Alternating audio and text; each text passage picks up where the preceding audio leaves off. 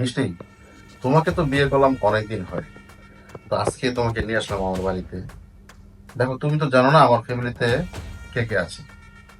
ছোটবেলায় আমার বাবা মাকে হারাই, তো আমার একটা ছোট আদরের ভাই আছে।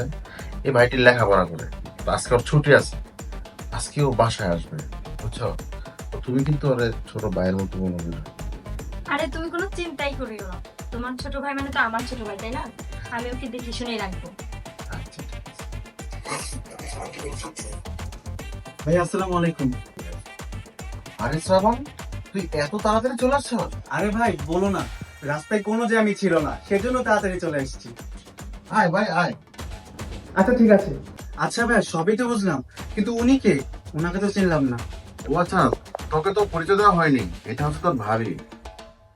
ও আচ্ছা আচ্ছা, আপনি তাহলে ভাবি। ভাবি আসসালামু আলাইকুম, ভালো আছেন তো?